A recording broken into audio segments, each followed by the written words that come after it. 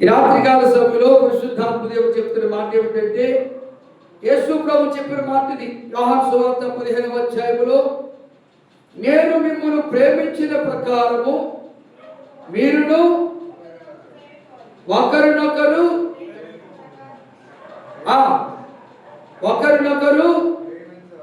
ప్రేమింపవలెనని నా ఆజ్ఞ. అది అక్కడ రావాలని సగం కట్ చేస్తే ఎట్లా? మళ్ళా చదవండి, చదవరా బాబు. నేను మిమ్మల్ని ప్రేమించిన ప్రకారం మీరు ఒకరినొకరు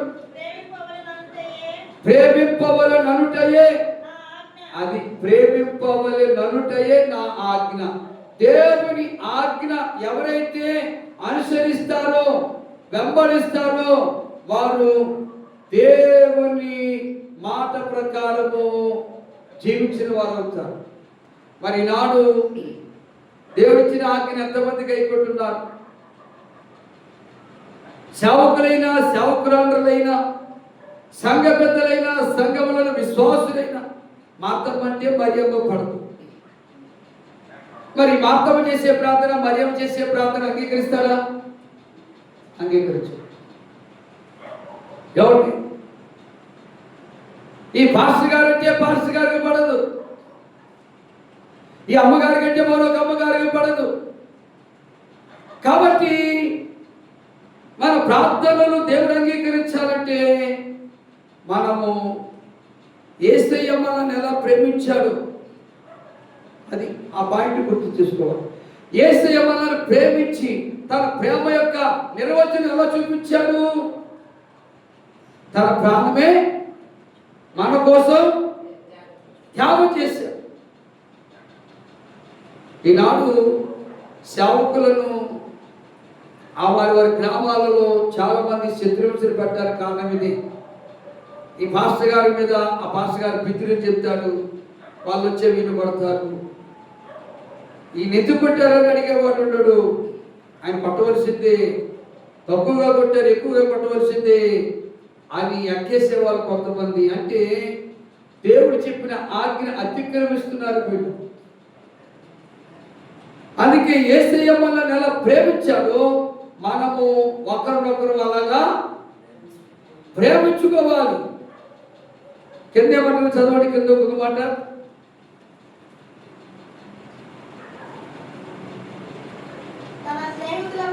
తన స్నేహితుల కొరకు తన ప్రాణము పెట్టువాని కంటే ఎక్కువైన ప్రేమ గలవాడు ఎవడును లేడు. ఎక్కువైన ప్రేమ గలవాడు ఎవడు లేడు. తన స్నేహితుల కొరకు తన ప్రాణము పెట్టువాని కంటే ఎక్కువ ప్రేమ గలవాడు ఎవడు కూడా లేడు. మరి నాడు స్నేహితుల కొరకు ప్రాణం పెట్టేవాడు ఉన్నాడు. ఆయన తాకాయ పాపం నోట్లోకి గుడ్డేలు దొరికిపోతాయి, అటు అక్కడ ఇటు ఇక్కడ. దేవునికి స్తోత్రం చెప్పండి, హల్లెలూయా. ఇక్కడ తన స్నేహితుల కొరకు తన ప్రాణం పెట్టివాని కంటే ఎక్కువైన ప్రేమ గలవాడు లేడు. నేను మీకు ఆజ్ఞాపించిన వాటిని చేసిన ఎడలా, అది దేవుడు మనకి ఏదైతే ఆజ్ఞాపించాడో అది చేస్తే అది మనము దేవుని స్నేహితులమై ఉంటాం. చేయకపోతే దేవునికి శత్రువులు అవుతాం. అదవుతుందండి. యేసు ప్రభు ఏం చెప్తున్నాడు ఇక్కడ? నేను మీకు ఆజ్ఞాపించిన వాటిని చేసిన యెడల మీరు నా స్నేహితులయ్యుదురు. అమ్మా, మనం దేవునికి స్నేహితులు అవ్వాలంటే దేవుడు చెప్పింది మనం చెయ్యాలి. దెయ్యం చెప్పింది చేయకూడదు, కులస్తులు చెప్పింది చేయకూడదు, బంధువులు చెప్పింది చేయకూడదు, రాజకీయ నాయకులు చెప్పింది కూడా చేయకూడదు. చేయకూడదని బాగానే చెప్తున్నాం, కానీ చేసేదంతా అదే చేస్తాం. కులస్తులు చెప్పింది చేస్తాం, మా కులమండి అంటాం. బంధువులు చెప్పింది చేస్తాం, మా బంధువులండి అంటాం. ఊరోళ్ళు చెప్పింది చేస్తాం, మా ఊరోళ్ళు అంటాం. రాజకీయ నాయకులు చెప్పింది చేస్తాం, మా పార్టీ వాళ్ళు అంటాం. మరి యేసయ్య గారు నీకు ఎలా స్నేహితుడు అవుతారు? మనము యేసయ్యకు స్నేహితులుగా ఉండాలంటే మనం ఎవరు చెప్పించేయాలండి? మా పెద్ద కొడుకు చెప్పాడండి, అందుకే చేశానంటే దేవునికి స్నేహితురాలు అవుతావా. మా ఆయన చెప్పాడండి, అందుకే అది తిన్నానండి అంటే దేవునికి స్నేహితుడు అవుతావా? అవ్వవు. మా ఊరోళ్ళు చెప్పారండి, అలా చేశారండి. నీవైనా నేనైనా ఎవరైనా ఎవరు చెప్పి చేయాలి? నిజమేనా? నిజమేనా? దేవుడు చెప్పింది చెయ్యాలి. మరి చేస్తున్నావా? దేవుడు చెప్పింది చేయగలుగుతున్నావా?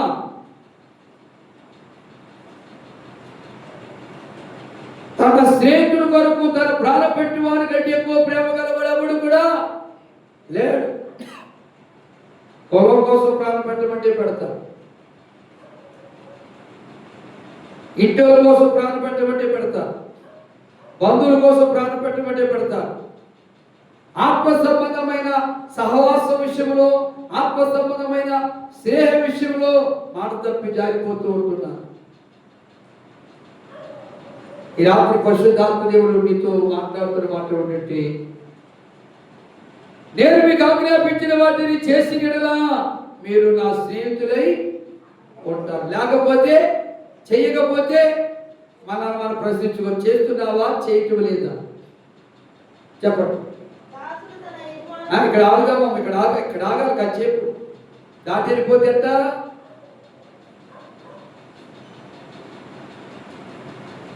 మా తమ్ముడికి బాగోలేదండి, పరిగెత్తుకుని వెళ్ళిపోతాం. పక్కన పాస్టమ్మకి బాగోలేదండి, రేపు వెళ్దామని. లోదేవ గారు వెళ్ళారంటే నేను కుదరదులే, 4 రోజులు కుదరదులే, నాకు కుదిరినప్పుడు వెళ్తానని వెళ్తే వెళ్ళు. అదే తమ్ముడికైతే తాగుబోతుడైనా, తిరుగుబోతుడైనా, దొంగైనా, వ్యభిచారైనా, మాసగాడైనా, అబ్బో తమ్ముడా లేనిపోయిన కుర్రాలు తీసుకుంటూ వెళ్ళిపోతాం. కానీ నీతో పాటు స్నేహం చేస్తూ, నీతో పాటు పరిచయం చేస్తూ, నీతో పాటు దేవుడి పని చేస్తున్న సేవకుడు కానీ సేవకురాలు కానీ ఏదైతే రేపు వెళ్దామని, ఖాళీ ఉన్నప్పుడు వెళ్దామని ఎన్ని వాయిదాలు వేసుకుంటావు. మరి ఏది నిజమైన ప్రేమ? ఏది ఆత్మ సంబంధమైన ప్రేమ? ఏది యథార్థమైన ప్రేమ? అందుకే అన్నాడు, నేను మీతో చెప్పినది చేసినలా మీరు నాకు స్నేహితులై ఉంటారు, లేకపోతే శత్రువులే. స్నేహితులు కారు. కాబట్టి ఈ రాత్రి మనం నేర్చుకోవాల్సింది ఏంటంటే, దేవుడు చెప్పినట్లుగా నేను చేస్తున్నానా, లేక నా కులం చెప్పినట్టుగా నేను చేస్తున్నానా? మీరు చాలా మంది పెళ్లికి వెళ్తున్నారు, అక్షంతలు ఏమంటే పశువు గింజలు కలిపింది అక్షంతలు అలాగే వెళ్తున్నారు. సిగ్గు లేదు? నువ్వు రక్షణ పొందావు కదా, నువ్వు మారు మనసు పొందావు కదా, నీకు ఏ సేవకుడు చెప్పలేదా? ఏ పాస్టర్ గారు చెప్పలేదా? ఏమంటే తోరణాకులు కట్టమంటే కడుతున్నారు, నలుగేయమంటే నలుగేస్తున్నారు. ఇవన్నింటో తెలుసా? అన్ని జనులు చేసే పనులు ఇవి, క్రైస్తవులు చేసే పనులు కావు. మరి ఇంతకీ క్రైస్తవులు చేసే పనులు ఏంటయ్యా? కొంతమంది గంగిరెద్దులా తిప్పుతున్నారు. కకృతి వ్యవహారం. రేపు నీ కొడుకుని గంగిరెద్దులా తిప్పుతావమ్మా, ఆ మేనతో బట్టలు పెడతారు, ఈ మేనతో బట్టలు పెడతారు. బట్టలో దేవుడు ఇవ్వలేడా? అందుకే వస్త్రము కట్టే ప్రాణము గొప్పది కదా అన్నారు. గంగిరెద్దులా తిప్పకండి, చెప్పడానికే. ఇస్సాకుని ఎక్కడికైనా తిప్పారా? యాకోబుని ఎక్కడికైనా తిప్పారా? మరి మీరు తిప్పుతున్నారంటే యేసయ్యకే మీరు పాటలు నేర్పుతారు అన్నమాట. అంటే ఎవరు చెప్పింది చేస్తున్నారు మీరు? దేవుడు చెప్పింది చేయకూడగా దెయ్యం చెప్పింది చేస్తున్నారు. మరి దేవునికి మిత్రులు అవుతారా శత్రువులు అవుతారా? శత్రువులే.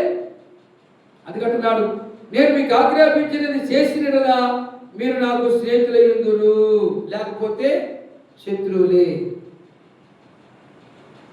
దేవుడు చెప్పింది చేయడానికి ఇష్టపడండి, అప్పుడు మీరేమవుతారు? ఆడెవడో 100 రూపాయలు ఇస్తాడని, ఈడెవడో 500 ఇస్తాడని, ఆడెవడో పలవ పెడతాడని, ఈడెవడో బట్టలు ఇస్తాడని ఆ చెప్పిన మాటలు మీరు పరుగులు ఎత్తుకుంటూ వెళితే మీరు దేవుని స్నేహితులు కాదు. తెలుసుకోనండి ఈ సత్యం, ఈ వాస్తవాన్ని తెలుసుకోనండి. మన దేవుడు చేతగాని వాడా? నువ్వు అభిషేకం పొందిన వ్యక్తి కదా, మారు మనసు పొందిన వ్యక్తి కదా, రక్షణ పొందిన వ్యక్తి కదా. ఒక తాగుబోతుడు, ఒక తిరుగుబోతుడు, ఒక రౌడీ, ఒక మోసగాడు, ఒక రాజకీయ నాయకుడు ఇచ్చే కక్కుర్తి వస్త్రాల కోసం పరిగెత్తుకుని పోతున్నావంటే నీ రక్షణ ఏం చేసావు? నువ్వు రక్షణ వస్త్రాన్ని అమ్మేసుకున్నావు అక్కడ. అది కోల్పోయే రక్షణ వస్త్రం. మన దేవుడు చేతగాని వాడండి జోషువ గారు. మరి ఎందుకు పరిగెత్తుకుని పోతున్నాం? ప్రతి చోట కూడా పోతున్నాం. పెద్ద అన్నాడండి. ఒక ఆయన అన్నాడట నరకంలో, అరే జోషువ ఏంటి ఎందుకు వచ్చాడంటే, జ్ఞానరాత్రుడుగా మన సంఘ పెద్ద కూడా వచ్చాడు. సంఘ పెద్ద దానిలో ఎందుకు వచ్చాడు? జ్ఞానరాత్రుడు కదరా మన పాస్టర్ గారు కూడా వచ్చాడు. ఏడు పాస్టర్ గారు, జోషువ గారు ఏంటి నువ్వు వచ్చాడే? జ్ఞానరాత్రుడి మా పెద్ద పాస్టర్ గారు కూడా వచ్చాడు. చూడండి, ఏంటి పెద్ద పాస్టర్ గారు మీరు వచ్చారు ఏంటంటే, అరే మా బిషప్ గారు కూడా ఇలా చెప్పుకుంటున్నారట. అంటే సత్యాన్ని, క్రమాన్ని, నీతిని ఎడగని ప్రజలుగా మనం ఉంటున్నాం. ఎవడు వస్తే నీకు ఎందుకండి? నీ రక్షణ వస్త్రం నువ్వు కాపాడుకో, నీ నీతి వస్త్రం నువ్వు కాపాడుకో, నీ మహిమ వస్త్రం నువ్వు కాపాడుకో, నీ ప్రశస్తోత్రం నువ్వు కాపాడుకో, నీ పెళ్లి వస్త్రం నువ్వు కాపాడుకో. దేవుడు చెప్పిన మాట ప్రకారం మనం చేస్తే ఆ దేవుని రాజ్యానికి వారసులు అవుతాం. 10 మంది కన్యకులు వచ్చారు కానీ 5 మాత్రమే ఎత్తబడ్డారు, 5 విడవబడ్డారు. వాళ్ళ కన్యకులే, వీళ్ళ కన్యకులే. వాళ్ళు వీళ్ళు కూడా పరలోక రాజ్యానికి వెళ్ళాలని ఆలోచన కలిగినటువంటి వాళ్ళే. కానీ ఈ 5 ఏంటంటే లోకం చెప్పినట్టు, కులం చెప్పినట్టు, బంధువులు చెప్పినట్టు, స్నేహితులు చెప్పినట్టు చేసినటువంటి వారు వీళ్ళు. అందుకే వీళ్ళు సత్యవాక్యం లేదు కనుక, నీతి వాక్యం లేదు కనుక దీపం వెలగట్లేదు, ఆత్మదీపం మారిపోతుంది. కానీ వీళ్ళు తెగించి ఎవరిళ్ళు షడ్రకు, మెషకు, అబేద్నెగో లాంటి వాడు, దానియేలు లాంటి వాడు, ఇస్సాకు లాంటి వాడు, అబ్రహాము లాంటి వాడు. అబ్రహాం చూసారా, నీ కొడుకుని 10 మాట వచ్చేసారు. ఏమంటే అయ్యగారు అమ్మగారు 10వ భాగం ఇస్తున్నారా? అసలు తీస్తున్నారా? లేదు. ఈ 10వ భాగం ఇవ్వకపోతే మీ హృదయం ఇస్తారు దేవునికి? అబ్రహాం కొడుకుని ఇవ్వడానికి వచ్చాడండి, ఇది పరీక్షలో గెలిచాడు. మరి మీరు ఏమన్నా లూమి అమ్మగారికి ఎవరన్నా వచ్చి 10,000 రూపాయలు కట్టించారనుకో, 10,000 రూపాయలు కట్టించారు. అబ్బా ఓహో 10,000 రూపాయలు కట్టొచ్చింది, ఏం చేయాలి తమ్ముడా, ఏం చేయాలి అన్నయ్య, వాళ్ళందరూ పూజ చేస్తుంది. కానీ అయ్యారు ప్రతి ఆలయానికి మీ ప్రాంతానికి వస్తున్నాం, ప్రతి 2వ ఆదివారంలో నాకు సంస్కారం ఇస్తున్నాం.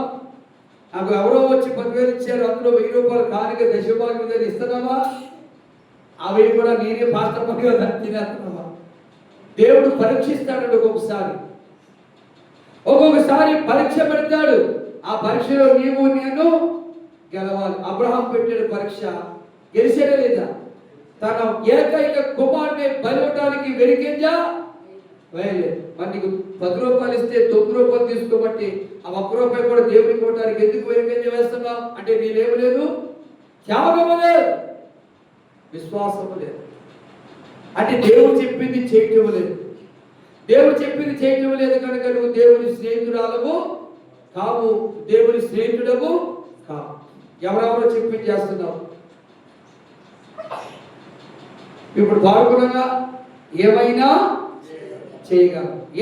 చేయగల దేవుడు మనకు ఉన్నాడని తెలుసుకుని భక్తిహీనులు పిలిచినప్పుడు, లోకస్తులు పిలిచినప్పుడు, అన్ని దేవుళ్ళు పిలిచినప్పుడు ఎగబడి పరుగులెత్తుకుంటూ పోతున్నారు. దేనికి చెప్పండి?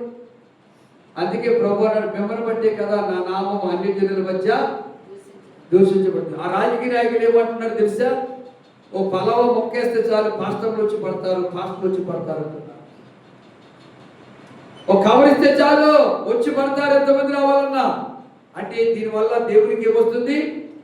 అవమానం. మనలో ఏం రావాలి? రోషం రావాలి. ఎక్కడికి వెళ్ళాలి నేను అని ప్రార్థించి ప్రభుని అడిగి వెళ్ళగలుగుతున్నావా? పెద్దయ్య రమ్మని పరిగెత్తుకుంటూ పోతున్నావు, చిన్నయ్య రమ్మని పరిగెత్తుకుంటూ పోతున్నావు, సగ పెద్ద రమ్మని పరిగెత్తుకుంటూ పోతున్నావు. ఎక్కడికి నువ్వు వెళ్ళేది? ఏ స్థలానికి వెళ్తున్నావు? ఏ చోటకి వెళ్తున్నావు? నీ దేవుడు నీకు ఇవ్వడా? నువ్వు మోకరించి ప్రార్థన చేస్తే దేవుడు తప్పకుండా నీ అవసరాలు